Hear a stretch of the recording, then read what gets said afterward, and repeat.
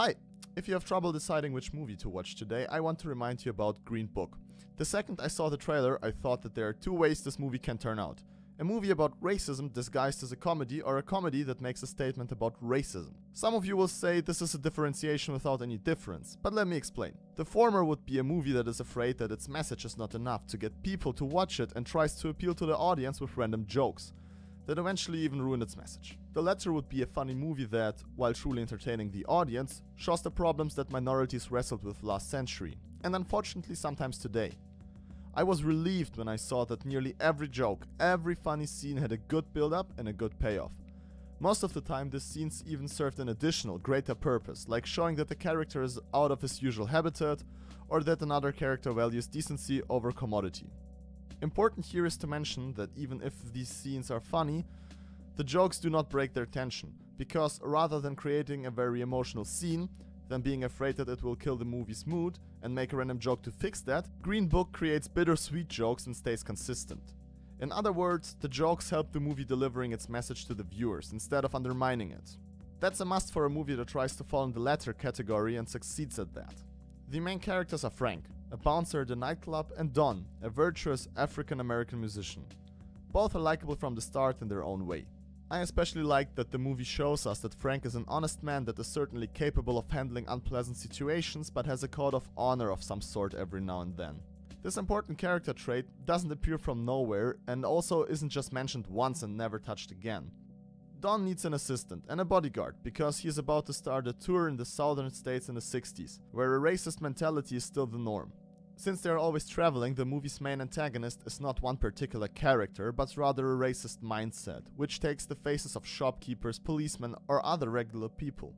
But since a more passive villain allows for far more characterization of the heroes, we get a great and nuanced development of both main characters. Nearly every movie is a discussion about something, with the thesis and antithesis symbolized by the pro and antagonist.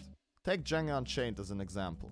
Django stands for freedom and fighting the oppression, while Calvin Candy and his entourage stand for a racist system and mentality. After these two clash, only one prevails. Racism is bad, discussion is over. If that was the only discussion in Green Book, it would be pretty shallow. But fortunately the two protagonists both represent the thesis themselves. Frank accepts and embraces his Italian heritage and isn't afraid to get his hands dirty from time to time. Don, on the other hand, wears his heritage as a shield, going over the top with traditional outfits and accessories, and sometimes tries to reach other ethnic groups, for example by learning the language, but doesn't feel like he really belongs anywhere. He also values dignity to a self-destructive extent. These are the thesis and antithesis of the main, or at least more interesting discussion. And unlike Django's discussion, which ends pretty one-sided and extreme, Green Book presents a synthesis of thesis and antithesis as the answer.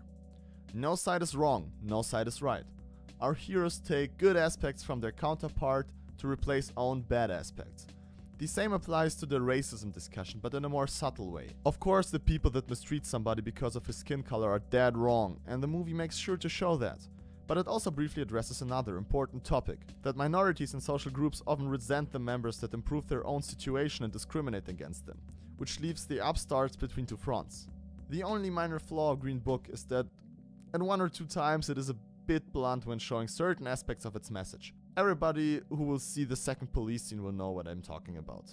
But nonetheless, I wish this movie the best for the upcoming Oscars and can only recommend it to you.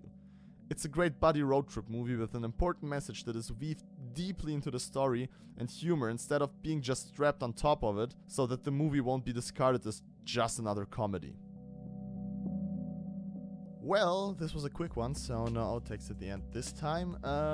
Like always, big thanks to Leon from When They Leave Us for recording, mixing, mastering my voice and adding the soundtrack.